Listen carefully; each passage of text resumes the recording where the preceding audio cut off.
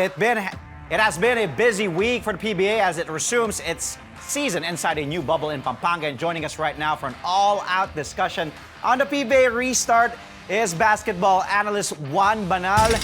Juan, welcome back to Sports Desk, my brother. Hey, Andre, how are you doing? Good morning to everybody who's watching right now. We're doing good. Staying safe and healthy. Juan, let's get to it. One of the biggest stories during this restart, and I got to speak to Wami Tiongson yesterday. Of course, I'm talking about Terra Firma Jeep. I'm sure you didn't expect this from them. They started the season with 4 straight losses. Tapos nung nag-resume na yung season, nagbubble, ayun na. Terra Firma looking like a different team here. A 3-game winning streak, which includes victories over mga San Miguel Beermen lang naman, Barangay Ginebra, mga juggernauts. What do you think? And how is Terra Firma doing this right now? No losses in the PBA restart. In my opinion, it has a lot to do with playing without pressure. You know, they started out the conference, probably a lot of projections about the team that they were able to form, especially the kinds of rookies that they were able to draft. And then all of a sudden, they were, very uptight, and then nawala na yun. After that, when they restarted, they started playing, realizing that we don't have to play at that level. Obviously, we're probably not good enough yet. And then they started playing their game. Things came naturally to them, and that has a lot to do with the coaches as well. So they're playing without pressure, and the sign that they're playing without pressure is that they're scoring better. They're able to put the ball in the hole better. They're able to execute better, and stats show that they're actually averaging 100 points in the last 3 games that they won, compared to the 83 points average that they usually scored in the last 4 games that they lost. So that has a lot to do also with the veterans stepping up. Wami Tiongson, Adrich Ramos, they're +7 in assist category, and they have also gained more possessions in offense because of the hardworking efforts of guys like Kahilig, MGR, and Gabayni. So you can see that they're really now enjoying the game more than how they played in the first 4 games that they had. Well, Juan, you did mention already Wami Tiongson. We know what this kid can bring ever since his UAAP days. He has been on the driver's seat for the Jeep. Back-to-back career highs versus San Miguel and Ginebra. Your thoughts on Wami Tiongson, who's averaging in the 3 games 23 points behind a high 50% clip. Grabe. Your thoughts on Wami? Well, Andre, we both came from the same alma mater. We've seen this guy play ever since he was younger. He was a teammate, actually, of my brother in Ateneo High School. So we know the kind of game that Wami plays. He was actually picked first round, 12th overall. So you know the caliber that the team, Blackwater, picked him because they saw something in him. And it's all a matter of actually giving him the exposure, giving him the floor time, because he is a natural-born scorer. Imagine 18.8 his tournament average to 29.5 points in the last 3 wins that they had, and he had 15 3-pointers in those last 3 games, and his minutes actually jumped up. He has the highest minutes or showing on the floor in the entire team. He's averaging 32.5 minutes in this conference by far, compared to his average of 27. So again, we know Wami, he can score. It's just that he needs to be able to have more touches on the floor, and that showed in their game against Blackwater. I think he started off the bench, and then he ended up only scoring 10 points. and compared to where he started, and those are 2 juggernaut teams, with no disrespect to Blackwater, he started and he had a lot of minutes. So just putting numbers together, that explains the dynamics of a Wami Tiongson. Kilala natin yan si Wami, points guard yan. Noon bata pa lang talagang points guard yan. True. He can find ways. He can find ways to he can create also for his teammates. Now, speaking of streaks, napag-usapan natin yung streak ni Wami and ng Terra Firma. How about TNT? Still undefeated. After 6 games before the season started, we already saw this team. Isa na to sa mga front runners and contenders. But talk about this incredible run so far. And with Coach Chot Reyes back at the helm, and 6-0 ang tropang gigawan. Coach Chot is turning to be like the Phil Jackson of the Philippines. Yung very zen, and he's very philosophical with his approaches. I just read him being quoted talking about instilling gratefulness and within the team, hopefully translating to the court. And Kelly Williams was quoted actually him acknowledging his best game performance last game to the trust that Coach Chot has given him. So having Coach Chot in the team, there's a story about somebody knocking on the pipes because that's what Coach Chot can do for his team. He knows exactly where to knock, which pipes to fix, because we're talking about a TNT lineup that's already stacked in the first place. They're already heavily touted. It's a matter of tweaking and making sure that you make the adjustments at the right time and in the right spots to position them up for success. I think the real question now is more of can they close out? Will they be able to close out and eventually end up on top? So I think that's a big question mark for Coach Chot. Well, let's see. Also si Coach Shot, when I got to speak to him, tama ka if they can close it out. Pero sabi niya, one day at a time, they're taking it one game at a time. TNT's next 3 games, though, will be against the San Miguel Beermen, then the NLEX Road Warriors, and Ginebra. So it's not going to be easy for the next 3 games dito for Coach Shot and TNT. Of those 3, NLEX lang ang coming in hot as well as with 3 straight wins. Pero sa tingin mo, Juan, at the end of this week, magiging 9-0 ba ang TNT? Can they sweep the next 3 teams that they will be facing? And how do these teams that I mentioned even stop TNT right now? Because they are really working well and playing well like a well-oiled machine.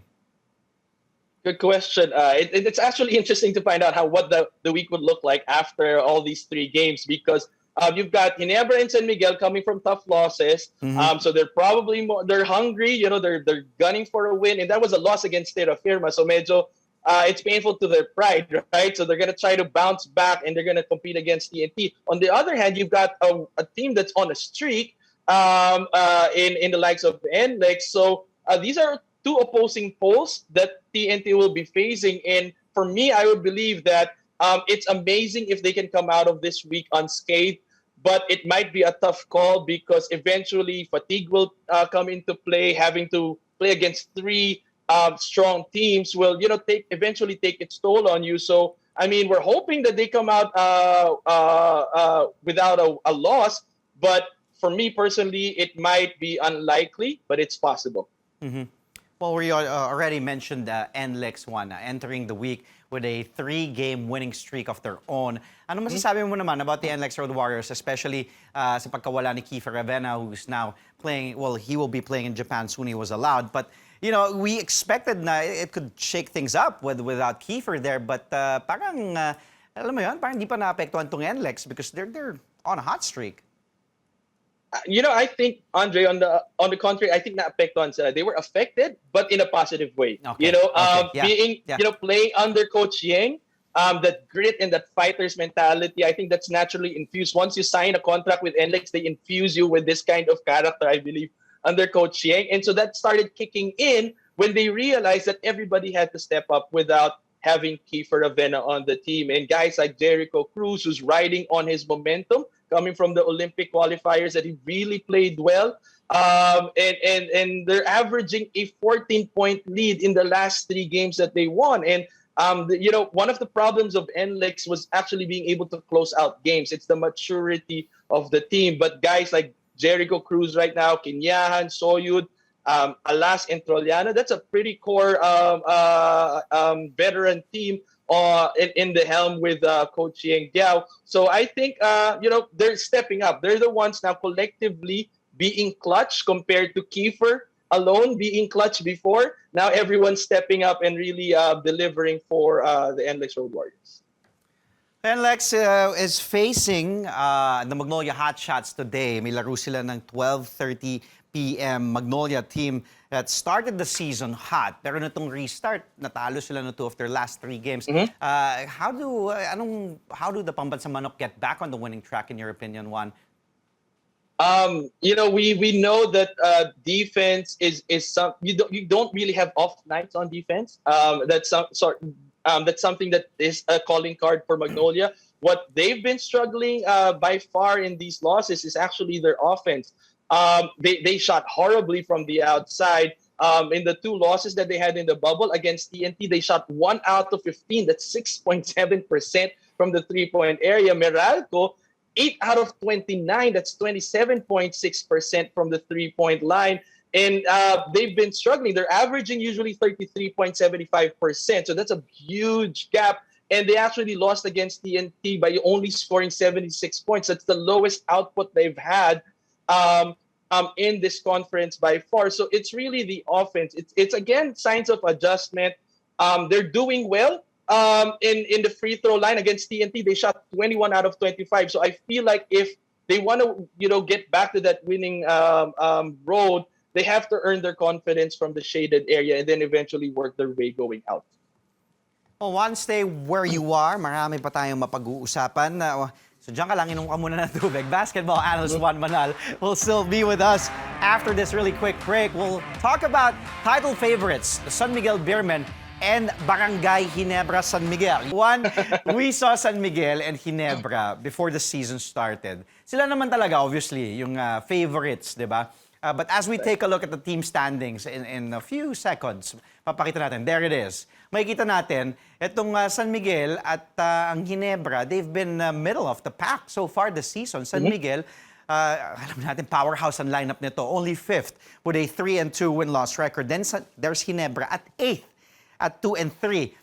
Siyempre, hindi naman to uncharted territory for the two teams. We've seen them also once struggle early in conferences and then mabubuhayan sila down the stretch, especially in the playoffs. But right now, Juan, what has been the problem of these two teams? Why haven't they been consistently, hot and streaking like, let's say, the TNT Tropang Giga? I would say, you actually mentioned it, Andre, that these teams usually start slow in the beginning of the conference because they play usually the longest in a previous conference, having to last probably the second round of playoffs, eventually in the finals. So they need rest and they need to just kind of collect themselves. But when you talk about this conference, it's quite unique for these two teams because hindi sila makabuelo. And because of different reasons. Again, because of the postponements. Plus, on top of that, they've got also a lot of movements within the team. They had a lot of additions, having to adjust that, having to use that new adjusted team to against a different lineup of another team. It's all layers and layers of adjustments. And if they can string up games, then that can build the momentum for them. But they can't seem to do that with all these postponements. You have to understand, both Ginebra and San Miguel had already games postponed in this restart. So that is affecting just how they can get themselves back into the groove. But interestingly enough, at least 5 players in both teams are averaging close to double-double. So that's crazy stats already telling you that this team they're fully stacked. It's just not coming together, and they haven't gotten that momentum. Yeah, I agree with you. I agree. Ang dami kasing, kumbaga, hindi makatsempo, hindi makabuelo nga tama kaya dahil may mga humps along the way, biglang, titigil yung momentum. Okay, both teams, nabanggit ko nga kanina, tough schedules this week. We already mentioned na they will both face TNT Katropa. They will also have games against Rain or Shine and each other, maghaharap pa. What should San Miguel do para uminit na sila ngayon pa lang, especially during this crucial stretch this week? I think it's playing against these strong teams might be a good jump start, a solid jump start for them because that would stretch them and that would force them to actually come together right now. And I think it's all a matter of time. It's just the consistency of games played for these teams, especially San Miguel. It's trial by fire, and eventually when you're playing against a championship team like San Miguel, once you put them into battle, through fire, they are battle tested, and eventually they will form whatever they need to prep them for finishing strong in this conference. Barangay Ginebra, what about them? It's the same case, Andre. I wouldn't be surprised. Right now, they're 3-2. San Miguel's 3-2, and Ginebra's 2-3. Yep. I wouldn't be surprised if they end this elimination round with 9-2 for San Miguel and 8-3 for Ginebra. That's not impossible. And it's just like I said, it's giving them more time on the floor to really gel and get that momentum. Well, Juan, we're about midway into the conference. Ano pa ba ang dapat nating abangan, especially heading into the playoffs?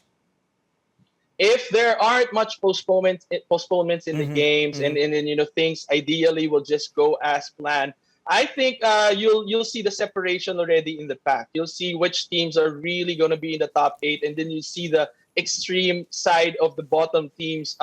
Obviously, we were expecting a really different kind of conference because of the kinds of rookies that came in, Yeah. and then the trades that happened. Yeah. All these changes, the hype was real for this conference, and then all these things, all these changes happened, and it was really a downer. But if things again go as planned, we will see how teams naturally will separate in terms of packing, and you'll see the top teams that we already expected to be in the top, and then you'll see already the teams that really lost during the off season with all the trades that happened, and that's going to be completely clear. And a lot of gray areas, a lot of similar standing positions, but eventually it's all going to separate clearly.